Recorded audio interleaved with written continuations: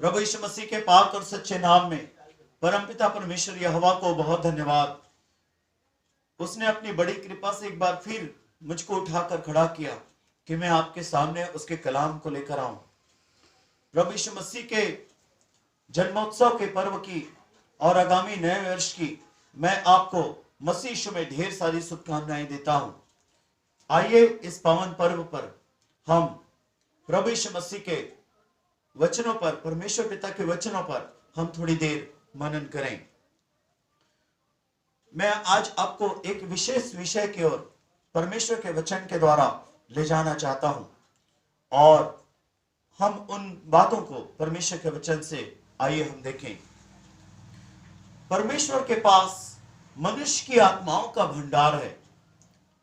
जी हां, परमेश्वर ने जगत की उत्पत्ति के पहले से ही मनुष्य की आत्माओं को बनाया है और परमेश्वर उन्हें बनाकर अपने पास स्वर्ग में रखा है। सबोपदेशक उसके 4 अध्याय उसके 1 से 3 वचन के अनुसार और मलाकी 2 अध्याय और उसके 14 और 15 वचन के अनुसार, याकूब के पत्री 1 अध्याय और उसके 18 वचन के अनुसार और इफिसियों के पत्री 1 अध्याय उसके 4 वचन के अनुसार, परमेश्वर के इन वचनों के अनुसार मैं आपको परमेश्वर की दया से वचन की व्याख्या देने जा रहा हूं। परमेश्वर ने मनुष्य की आत्माओं को उत्पन्न किया। इससे पहले कि परमेश्वर ने स्वर्गों और पृथ्वी की सृष्टि की, परमेश्वर ने मनुष्य की आत्माओं को उत्पन्न किया। परमेश्वर ने अपने वचन के अनुसार इनको उत्पन्न किया। परमेश्वर ने कहा मनुष्य की आत्माएं उत्पन्न हो जाएं और परमेश्वर के वचन के कारण मनुष्य की आत्माएं उत्पन्न हो गई एक बहुत बड़ी संख्या में। उस संख्या का जोड़ केवल परमेश्वर जानते हैं। परमेश्वर ने मनुष्य की आत्माओं को बनाया और जब परमेश्वर आज से 6000 साल पहले, आज से लगभग 6000 साल पहले जब इस यूनिवर्स को, इस विश्व को परमेश्वर ने नव निर्माण किया सिर्फ 6 दिन में, तो 6वें दिन परमेश्वर ने मनुष्य की सृष्टि की। उत्पत्ति के पुस्तक 1 अध्याय उसके 26-27 वचन के अनुसार और उसके दूसरे अध्याय उसके 6, 7, 18, 21 से 23 वचन के अनुसार प्रभु का वचन हमको इस बात को बताता है कि परमेश्वर ने मिट्टी ली और पानी लिया और मिट्टी सान कर परमेश्वर ने मनुष्य के लिए एक सजीव देह की रचना की और उसमें परमेश्वर ने आत्मा समवा दिया और इस प्रकार मनुष्य जीवित प्राणी बन गया। आदम अकेला था, परमेश्वर ने आदम को बनाया और आदम अकेला था। परमेश्वर ने कहा आदम का अकेला रहना उचित नहीं है। तब परमेश्वर ने आदम को गहरी नींद में डाल दिया और उसकी एक पसली निकाल ली और पसली के जगह में मांस भर दिया और परमेश्वर ने उस निकाली हुई पसली को स्त्री बना दिया और आदम के सामने लाया। जब आदम जाग उठता है और आदम के सामने जब हवा लाई जाती है तो आदम उसका नाम हवा रखता है, क्योंकि आदम कहता है ये मेरी हड्डियों में की हड्डी और मेरे मांस में का मांस है, इसलिए इसका नाम नारी होगा और आदम उसको नाम देता है हवा। स्त्री जाति मनुष्य की उपजाति हुई और परमेश्वर ने जो स्त्री बनाया था, जिसको आदम के सामने लाया, आदम ने उसे अपनी पत्नी के रूप में ग्रहण किया। परमेश्वर ने उसको पत्नी करके दी और आदम ने उसका नाम हवा रखा। हवा का अर्थ होता है जीवन। मैं तेरे बिना नहीं जी सकता। इतना प्यार आदम उसे करने लग गया। जी हाँ, ये बाइबल हमको शिक्षा देती है कि परमेश्वर ने एक नर एक नारी करके मनुष्य को परमेश्वर ने सृजा, रचा और बनाया। और परमेश्वर ने उत्पत्ति 1 अध्याय उसके 28 वचन के अनुसार हम इस बात को देखते हैं कि परमेश्वर ने आदम और हवा को आशीष दी, फूलो फलो और धरती में भर जाओ। अब परमेश्वर मिट्टी सान कर मनुष्य को नहीं बनाता। परमेश्वर ने एक नर एक नारी बनाया और उनको बच्चे जन्म देने की आशीष दिया। परमेश्वर ने यह सिस्टम परमेश्वर ने मनुष्य के देह में तैयार कर दिया कि एक पुरुष एक स्त्री मिलकर बच्चे को संसार में जन्म दे सकते हैं। भजन संहिता उसके 139 अध्याय और उसके 5 से 18 वचन के बीच में प्रभु का वचन इस प्रकार हमसे बातचीत करता है मेरे प्रियो, कि जब मनुष्य मां के गर्भ में होता है और परमेश्वर उसे कैसे अद्भुत रीति से बनाता है। प्रभु का वचन कहता है,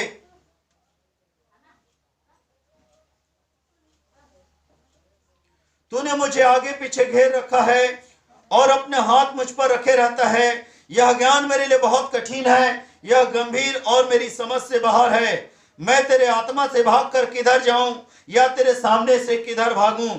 यदि मैं आकाश में चढ़ूं तो तू वहां है, यदि मैं अपना बिछौना अधोलोक में बिछाऊं तो तू वहां भी है। यदि मैं भोर की किरणों पे चढ़कर समुद्र के पार जा बसूं तो तू वहां भी अपने हाथ से मेरी अगुवाई करेगा और अपने दाहिने हाथ से मुझे पकड़े रहेगा।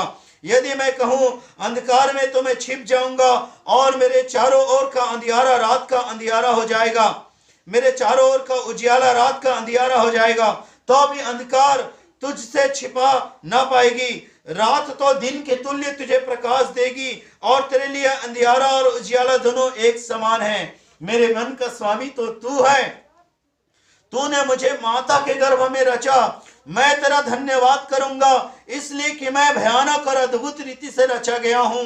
तेरे काम तो आश्चर्य के हैं और मैं इसे भली भांति जानता हूं। जब मैं गुप्त में बनाया जाता और पृथ्वी के नीचे स्थानों में रचा जाता था, तब मेरी हड्डियां तुझसे छिपी न थी। तेरी आंखों ने मेरे बेडौल तत्व को देखा और मेरे सब अंग जो दिन दिन बनते जाते थे, वे रचे जाने से पहले तेरी पुस्तक में लिखे हुए थे। मेरे लिए तो हे परमेश्वर तेरे विचार क्या ही बहुमूल्य हैं, उनकी संख्या का जोड़ कैसा बड़ा है। यदि मैं उनको गिनता तो वे बालू के किनकों से भी अधिक ठहरते। जब मैं जाग उठता हूं तब भी तेरे संग रहता हूं। ये परमेश्वर का वचन है। मां के गर्भ में परमेश्वर मनुष्य को बनाता है, नर नारी को मां के गर्भ में बनाता है और इस दुनिया में वो जन्म लेकर बच्चे के रूप में आता है। इस प्रकार पीढ़ी दर पीढ़ी मनुष्य की संख्या इस धरती पर बढ़ती जा रही है और फैलती जा रही है। जी हाँ, ये परमेश्वर की बात है। मेरे प्रियो, आज हमने परमेश्वर के वचन के अनुसार देखा कि परमेश्वर ने मनुष्य को एक नर एक नारी करके बनाया अपने स्वरूप और अपनी समानता में, और उनको आशीष दिया, फूलो फलो और पृथ्वी में भर जाओ। परमेश्वर के पास मनुष्य की आत्माओं का बहुत बड़ा भंडार है। केवल परमेश्वर जानते हैं कि उनके पास कितनी बड़ी संख्या में मनुष्य की आत्माएं पाई जाती है। जी हाँ मेरे प्रियो, और हमें परमेश्वर के वचन के अनुसार ये भी पता चला कि एक नर एक नारी के द्वारा मनुष्य इस संसार में जन्म लेता है। मेरा कहने का आशय आज ये है कि परमेश्वर के पास मनुष्य की आत्माओं का भंडार है और परमेश्वर के पास से एक आत्मा, एक स्त्री एक पुरुष के द्वारा इस संसार में जन्म लेकर आ जाता है। जी हाँ, आज मैं आपको यही कहना चाहता हूं, परमेश्वर के पास से इस दुनिया में आने का एक ही रास्ता है। परमेश्वर के पास से इस दुनिया में आने का एक ही रास्ता है, वो है स्त्री और पुरुष। जी हाँ, स्त्री का अंडा और पुरुष का शुक्राणु जब मिलन होता है तब एक भ्रूण का निर्माण होता है, और वो भ्रूण गर्भ में 9 महीने और 1 सप्ताह बना रहता है। गर्भ में उसका पालन पोषण होता है, विकास होता है, और वो एक शिशु का रूप धारण कर लेता है। जब वो एक शिशु का रूप धारण कर लेता है, एक इन्फेंट का रूप धारण कर लेता है, तब वो इस दुनिया में जन्म लेता है। जी हाँ, परमेश्वर उस इन्फेंट में, उस बच्चे में आत्मा समा चुका है। परमेश्वर मां के गर्भ में शरीर बना चुका है, सजीव देह, और उसमें प्राण लहू पैदा कर चुका है। जी हाँ, शरीर, प्राण और आत्मा तीनों एक में व्यवस्थित हो चुका है। मां के गर्भ में एक जीवित पूर्ण मनुष्य का निर्माण हो चुका है और इस दुनिया में वो जन्म लेकर आता है। जी हाँ, एक आत्मा स्वर्ग से इस धरती पर आता है सिर्फ एक ही रास्ता से, वो है पुरुष और स्त्री के द्वारा। जी हाँ, एक ही रास्ता से इस संसार में आता है। मनुष्य को परमेश्वर के पास से इस दुनिया में आने का एक ही मार्ग है, और कोई मार्ग मनुष्य के पास नहीं है। अब हम थोड़ा सा परमेश्वर के वचन पर फिर से मनन करते हैं। परमेश्वर ने आदम और हवा को बनाया और आदम और हवा को बनाकर परमेश्वर ने बगीचे में रखा और परमेश्वर ने उनको आज्ञा दी कि तुम भले बुरे के ज्ञान के वृक्ष के फल को नहीं खाना, जीवन के वृक्ष के फल को अवश्य खा सकते हो, उसको खाओगे तो सदा जीवित रहोगे। यदि तुम भले बुरे के ज्ञान के वृक्ष के फल को खाओगे तो अवश्य उसी दिन मर जाओगे। ये परमेश्वर का निर्देश था। परमेश्वर दिन के ठंडे समयों में प्रतिदिन आदम और हवा से मिलने के लिए परमेश्वर आया करते थे और परमेश्वर से उनकी संगति होती थी। वे परमेश्वर से मिलकर बातें करते थे, परमेश्वर के साथ उठते बैठते थे, चलते थे, खाना खाते थे, परमेश्वर के साथ उनकी फेलोशिप होती थी, चलना फिरना होता था, परमेश्वर के साथ बातें होती थी। परमेश्वर उन्हें रोज संध्या आगामी कल को जीवन के वृक्ष के फल खाने के बारे में समझाते थे। प्रति सुबह परमेश्वर आज तुम जीवन के वृक्ष के फल खा लेना, ये आदम हवा को शिक्षा दिया करते थे।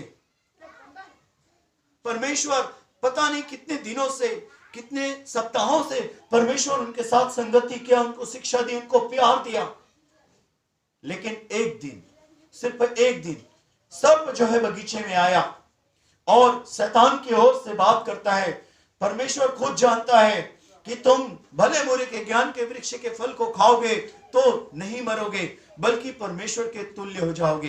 तुम कदापि नहीं मरोगे, बल्कि परमेश्वर के तुल्य हो जाओगे।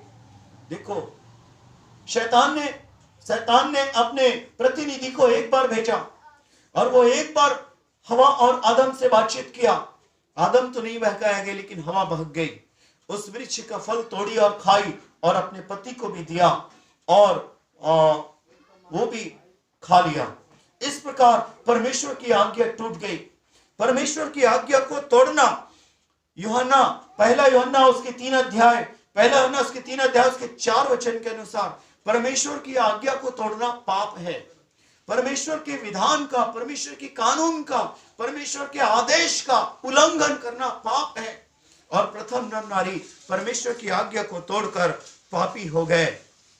और रोमियो के पत्री उसके 5 अध्याय उसका 12 वचन बताता है, हम उसी प्रथम पिता और माता के बच्चे हैं। हम में प्रथम माता पिता से जन्म लेने के कारण, पापी आदम और पापी हवा से जन्म लेने के कारण हम भी पापी हैं। हम बाय बर्थ सिनर हैं, हम जन्म से पापी हैं। जी हाँ, भजनकार इस बात को कहता है, मैं अधर्म के साथ अपनी मां के गर्भ में, पाप के साथ अपनी मां के गर्भ में पड़ा और अधर्म के साथ उत्पन्न हुआ। इस प्रकार मनुष्य बाय बर्थ सिनर है। और तीसरी बात, प्रभु का वचन हमको बताता है, उत्पत्ति उसके 6 अध्याय उसके 3 वचन के अनुसार, मनुष्य भटक जाने के कारण शरीर ही ठहरा। पाप के कारण मनुष्य परमेश्वर से अलग हो गया और परमेश्वर से अलग होने के कारण मनुष्य शारीरिक हो गया। उसको सिर्फ दुश्मनी करना, लड़ाई झगड़ा करना और लालच करना, नशा करना, गाली बकना, आलस्यता, सुस्ती, दुर्बलताएं और नाना प्रकार की गलत कार्य, यही चीजें अच्छा लग सकता है। मनुष्य भटक जाने के कारण शरीर ही ठहरा, शरीर के कामों में ही उसको ज्यादा आनंद आएगा, ना चाहकर भी उसे करेगा। जी हाँ, इस प्रकार की चीजें मनुष्य के जीवन में होने लगा। यशायाह उसके 53 अध्याय उसके 6 वचन के अनुसार मनुष्य जो है भटक गया और अपना अपना मार्ग ले लिया। मनुष्य के अंदर परमेश्वर से दूर होने के कारण परमेश्वर प्राप्ति की इच्छा पैदा होने लगी और मनुष्य परमेश्वर प्राप्ति के लिए परमेश्वर के ठहराए हुए मार्गों को छोड़कर कि तुम विवेक के द्वारा मेरी आराधना करो और विवेक के द्वारा मेरे मार्गों पर चलो और मसीह के आने का इंतजार करो, बलिदान के द्वारा मुझसे मुलाकात करो। परमेश्वर ने मनुष्य जाति को व्यवस्था दिया था, लेकिन मनुष्य परमेश्वर की दी हुई व्यवस्था को इनकार कर दिया और अपना मार्ग ले लिए। भजन संहिता 53 अध्याय उसके 2 से 3 वचन के अनुसार पूरी मानव जाति परिणाम स्वरूप बिगड़ गई। नाना प्रकार के ज्ञान, विश्वास, भक्ति, कर्मकांड, कल्पनाएं और मान्यताएं, धारणाएं, इनमें मनुष्य जीवन जीने लगा, विभक्त होने लगा, टोना जादू भी सीखने लगे और नाना प्रकार के व्यभिचार और पशुगमन और समलैंगिकता और सब प्रकार के नशे पानी और नाना प्रकार के प्रकृति की पूजा, इस विश्व की आराधना करना, नाना प्रकार के बुराई में मनुष्य पड़ता चला गया और सारा संसार, पूरी मानव जाति, जी हां, बिखर गया विभिन्न रास्तों में। मेरे प्रियो, परमेश्वर ने देखा कि मनुष्य परमेश्वर से दूर हैं। जब परमेश्वर ने देखा कि मनुष्य परमेश्वर से दूर है और मनुष्य किसी न किसी प्रकार चाहता है कि वो मोक्ष को प्राप्त कर ले, अनंत जीवन को प्राप्त कर ले, जी हां, पुनर्जन्म के कड़ियों से छूट जाए, पुनर्जन्म के चक्र से आजाद हो जाए और वो नरक में जाने से बच जाए। जी हां, इस प्रकार के विचारों से मनुष्य जो है मुक्ति की खोज करने लग गया। जी हां मेरे प्रियो, बाइबल नहीं कहती कि पुनर्जन्म है, लेकिन लोग ऐसा धारणा करने लगे कि पुनर्जन्म चक्र से हमें कौन बचा सकता है, हमें नरक में जाने से कौन बचा सकता है, इसी योनि में हमें उद्धार कैसे मिल सकता है। मनुष्य खोज करने लग गया। जब परमेश्वर ने देखा कि मनुष्य विभिन्न प्रकार से बिखरे हुए हैं, तब पूरी मानव जाति के लिए परमेश्वर ने एक रास्ता दे दिया। जी हां, पहले रास्ता दिया था वो कुछ समय के लिए था, वो बलिदान के द्वारा परमेश्वर से मिलने का रास्ता था और वो अस्थायी था। लेकिन परमेश्वर ने एक पूर्ण और स्थायी रास्ता दिया, वो है प्रभु यीशु मसीह। पहले जो रास्ता परमेश्वर ने दिया था बलिदान के द्वारा, वो यीशु मसीह के बलिदान का प्रतीक था। वो कोई नया या अलग से रास्ता नहीं था, वो यीशु मसीह का प्रतीक था। जी हां, कि एक दिन मसीहा आएगा और बलि होगा और वो हमारे लिए उद्धार का रास्ता बन जाएगा पूरी मानव जाति के लिए। जी हां, जो आने वाले मसीहा पर विश्वास करते थे, जी हां, वो यीशु मसीह के आगमन के पहले के व्यक्ति थे। हम आए हुए मसीह पर विश्वास करते हैं, जो हम यीशु मसीह के आगमन के बाद के मनुष्य हैं। परमेश्वर ने प्रभु यीशु मसीह को इस संसार में भेजा। हालेलुया। परमेश्वर ने प्रभु यीशु मसीह को इस संसार में भेजा। प्रभु यीशु मसीह एकमात्र मार्ग बनकर इस दुनिया में आया। यूहन्ना रचित सुसमाचार उसके 14 अध्याय उसके 6 वचन में प्रभु यीशु मसीह घोषणा करते हैं पूरी मानव जाति के लिए, मार्ग, सत्य और जीवन केवल मैं ही हूं, ऐसा प्रभु यीशु मसीह कहते हैं। मेरे बिना कोई भी मनुष्य पिता के पास नहीं पहुंच सकता। जीते जी इस धरती पर यदि परमेश्वर से मिलना है, मिले रहना है, परमेश्वर से पहुंच बनाए रखना है, परमेश्वर से पहुंच बनाना है, यदि इस दुनिया के बाद वापस परमेश्वर के पास जाना है, परमेश्वर के साथ अनंत काल के लिए निवास करना चाहते हैं, तो पूरी मानव जाति के लिए एक ही मार्ग है, वो है प्रभु यीशु मसीह। परमेश्वर के पास से एक आत्मा को मनुष्य बनकर इस दुनिया में आने का एक ही मार्ग है, वो मां के कोख से द्वारा, जी हां, स्त्री और पुरुष के द्वारा इस दुनिया में जन्म लेकर आता है। परमेश्वर ने मनुष्य को इस दुनिया में भेजने का एक ही रास्ता बनाया, वो है पिता और माता के द्वारा इस दुनिया में आएगा। वही परमेश्वर ने जिसने मां बाप के द्वारा हमें इस दुनिया में भेजा, उसी परमेश्वर ने हम पूरी मानव जाति के लिए एक ही मार्ग बनाया है, जिसके द्वारा हम वापस परमेश्वर के पास जा सकते हैं, और उस मार्ग का नाम है प्रभु यीशु मसीह। यशायाह उसके 30 अध्याय और उसके 21 वचन में प्रभु का वचन कहता है यीशु मसीह मार्ग बन गया। यूहन्ना 14:6 में हमने देखा यीशु मसीह मार्ग बनकर इस दुनिया में आया और प्रभु यीशु मसीह मार्ग बन गया। कितना अद्भुत बात है। परमेश्वर पिता कहते हैं कि कोई भी मनुष्य अपने से मेरे पास नहीं आ सकता जब तक किसी को मैं अपने पास ना बुलाऊं। उनका महापुरुष अर्थात पूरी मानव जाति का एकमात्र महापुरुष उन्हीं में से होगा, अर्थात यीशु मसीह, जो मां के कोख से इस संसार में आया। यीशु मसीह मां के कोख से संसार में आया, लेकिन प्रकृति के नियम से परे आया। यह परमेश्वर के संविधान की मांग थी, यह परमेश्वर के संविधान की मांग थी। परमेश्वर पवित्र है और पूरी मानव जाति पापी है। मानव जाति पाप मुक्त नहीं हो सकता, मानव जाति पाप मुक्त नहीं हो सकता, और परमेश्वर पाप से समझौता नहीं कर सकता। यह पाप की खाई मानव जाति और परमेश्वर के बीच बनी रही हजरत आदम के बाद से, पिता आदम के बाद से। जी हां, यह खाई बनी रही। उस खाई को भरने के लिए यीशु मसीह पवित्र अवतार लेकर इस संसार में आते हैं। जी हां, आज से लगभग 2000 साल पहले कुंवारी मरियम नाम की एक भक्तिन कन्या थी, जो एकमेव परमेश्वर यहोवा पर विश्वास रखती थी, आने वाले मसीहा का बाट जो हो रही थी, लेकिन उसे नहीं पता था कि वो माध्यम वही हो जाएगी। स्वर्गदूत उसके पास आया और उससे बातचीत किया। लूका रचित सुसमाचार और उसके 1 अध्याय उसके 30 से 35 वचन के अनुसार स्वर्गदूत कहता है, तू बेटा पैदा करेगी। वो बोलती है, मैं तो किसी पुरुष को जानती ही नहीं, मैं तो कुंवारी हूं, मैं कैसे जन्म दूंगी बच्चे को। स्वर्गदूत उसे बताता है कि परमेश्वर पिता का आत्मा की सहायता से प्रभु यीशु मसीह जो अनादिकाल से सदैव रूप में परमेश्वर के साथ है, वो तुम्हारे गर्भ में बच्चे का रूप धारण करेगा। तुम्हारा कोई अंश उसमें नहीं होगा, किसी पुरुष की कोई सहायता उसमें नहीं होगी, जरूरत ही नहीं पड़ेगा। पवित्र जो उत्पन्न होने वाला है वो परमेश्वर का पुत्र कहलाएगा, क्योंकि उसमें तेरा कोई अंश नहीं है, क्योंकि किसी पुरुष की सहायता उसमें नहीं है, इसलिए वो परमेश्वर का पुत्र कहलाएगा। वो कन्या कहती है, मैं तो परमेश्वर की भक्तिन हूं, मुझे तेरे वचन के अनुसार हो। वो स्वीकृति देती है, सहमति देती है, वो विश्वास करती है और परमेश्वर का वचन पूर्ण हो जाता है। पवित्र आत्मा की सहायता से प्रभु यीशु मसीह, परमेश्वर की आत्मा की सामर्थ की सहायता से प्रभु यीशु मसीह मरियम के गर्भ में प्रवेश कर जाते हैं।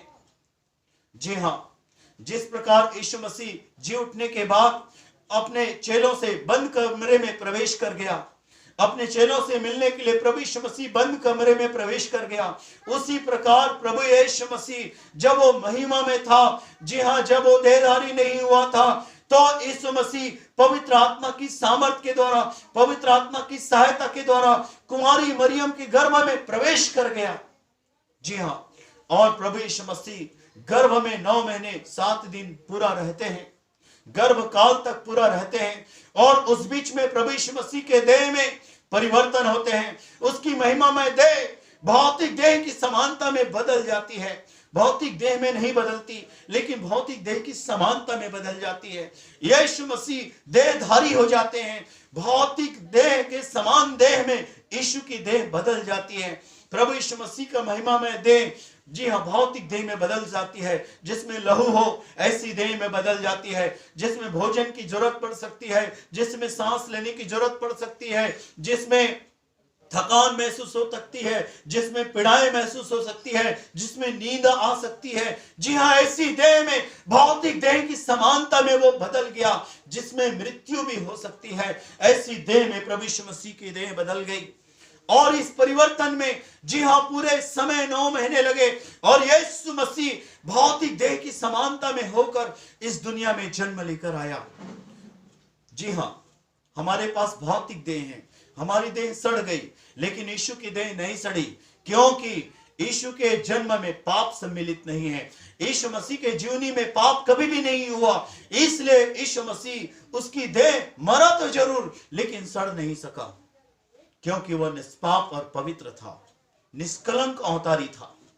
हमारा यीशु मसीह, हमारा प्रभु इस दुनिया में जन्म लेकर आया। हालेलुया। और वो हमारे लिए बलिदान हो गया। जी हां, प्रभु का वचन हमें इस प्रकार बताता है, मेरे प्रियो, इब्रानियों के पत्री और उसके 7 अध्याय और उसके 25 वचन के अनुसार, इब्रानियों के पत्री उसके 7 अध्याय और उसके 25 वचन के अनुसार हमें हमारा परमेश्वर का वचन इस प्रकार कहता है, प्रभु यीशु मसीह बलिदान हो गया, मर गया, गाड़ा गया और तीसरे दिन सदा के लिए जी उठा और अपने ही लहू को लेकर पिता की दाहिनी ओर जाकर स्वर्ग में बैठ गया और हमारे लिए पिता से विनती करते रहता है, ताकि जो कोई यीशु मसीह के द्वारा परमेश्वर के पास आए, परमेश्वर उनका पूरा पूरा उद्धार कर सके। क्योंकि यीशु मसीह अपना लहू लेकर आपके लिए पिता के सन्मुख हाजिर है, निरंतर विनती करते रहने के लिए। वो युगान युग का एकमात्र महायाजक है जो अपना लहू लेकर पिता के दाहिने स्वर्ग में बैठा है। हालेलुया। भेड़ों और बकरों का लहू नहीं, हाथ के बनाए हुए तंबू में नहीं, लेकिन स्वर्ग में अपना ही लहू लेकर यीशु मसीह पिता के दाहिनी बैठा हुआ है। जी हाँ, यीशु मसीह पूरी मानव जाति के लिए, चाहे आप कोई भी देश, कोई भी जाति, कोई भी धर्म के मनुष्य हैं, आप एक मनुष्य हैं, आपको माँ बाप के द्वारा परमेश्वर स्वर्ग से इस दुनिया में भेजा है। आपको इस दुनिया में आने का एक ही रास्ता मिला, माँ बाप के द्वारा आप इस संसार में आए। उसी परमेश्वर ने, जिस परमेश्वर ने आपको इस दुनिया में भेजा, वो उसी परमेश्वर ने आपके लिए एकमात्र मार्ग ठहराया यीशु मसीह, कि आप यीशु मसीह के द्वारा परमेश्वर के पास लौट आए। 23 दिसंबर 1995 के दिन मैं परमेश्वर के पास लौट आया और मैंने परमेश्वर से कहा, ऐ परमेश्वर यहोवा, प्रभु यीशु के नाम में तेरे पास आता हूं। आज से अनंत काल तक यीशु मसीह मेरा और आपके बीच एकमात्र बिचवाई है। आज से अनंत काल के लिए तू मेरा परमेश्वर है और मैं तुझसे प्यार करूंगा। परमेश्वर, मेरे अब तक के पापों को क्षमा कर दे। जी हाँ, उस दिन से लेकर आज तक मैं परमेश्वर को उसकी दया से प्यार करता हूं, उसकी भक्ति करता हूं, उसकी राहों में चलता हूं, उसकी सेवा करता हूं। जी हाँ, वो मेरा परमेश्वर है। जी हाँ, मैंने उसे पा लिया है। मुझे महसूस होता है कि मैंने परमेश्वर को यीशु के द्वारा पा लिया है। मुझे विश्वास है मैं इस दुनिया के बाद वापस परमेश्वर के पास जाऊंगा और अपनी अनंतता परमेश्वर के साथ बिताऊंगा। यह उसकी दया का फल है, मेरे किसी अच्छे कर्मों का कोई फल नहीं। यह प्रभु यीशु मसीह पर विश्वास का परिणाम है। जी हाँ मेरे प्रियो, यीशु मसीह पर हम विश्वास करें कि केवल यीशु मसीह अनादिकाल से परमेश्वर के साथ है और परमेश्वर ने उसे पाप जन्म के द्वारा दुनिया में भेजा और यीशु मसीह इस दुनिया में आया और यीशु मसीह मेरे और परमेश्वर के बीच एकमात्र मध्यस्थ बन गया। जी हाँ, जो खाई थी पाप की, उस खाई को यीशु मसीह ने भर दिया। प्रभु यीशु मसीह कितना महान है। प्रभु यीशु मसीह के वचन में, जैसे हमने यशायाह 30 के 31 वचन को हमने देखा, यशायाह 30 के 21 वचन को हमने देखा कि यीशु मसीह लेट गया कि वो मार्ग बन जाए। प्रभु यीशु मसीह लेट गया कि वो मार्ग बन जाए, कि उसके पीठ पर चलकर हम उस खाई को पार कर लें। जी हाँ, परमेश्वर एक किनारे खड़े हुए हैं और मानव जाति एक किनारे खड़ा हुआ है और बीच में पाप की खाई है। लेकिन यीशु मसीह क्रूस में बलि होकर लेट गया। यीशु मसीह, जी हाँ, यीशु मसीह क्रूस की लकड़ी पर लेट गया। उसके हाथ और पैर किले से ठोक दिए गए। यीशु मसीह उस क्रूस की लकड़ी पर क्यों लेट गया? जी हाँ, कि वो मार्ग बन जाए, दो खाई को एक में जोड़ दे और पापी यीशु पर विश्वास करके उस खाई को पार करके परमेश्वर से मिल ले। हालेलुया। केवल यीशु मसीह मार्ग है।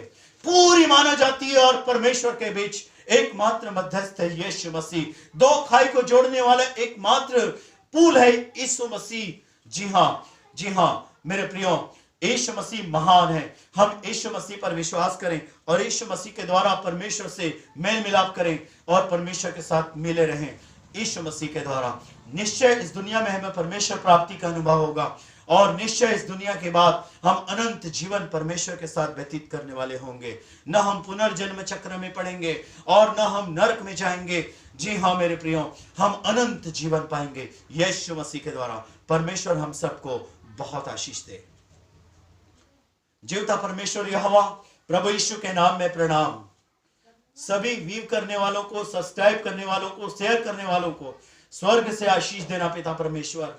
प्रभु यीशु के नाम में परमेश्वर तेरी आत्मा और तेरा वचन हर एक के संग होने पाए सर्वदा सर्वत्र, और सबको वो जीवन देना जो आप चाहते हो परमेश्वर पिता, और सबके जीवन और जीवन के हर विभाग को आशीष दीजिए पिता परमेश्वर।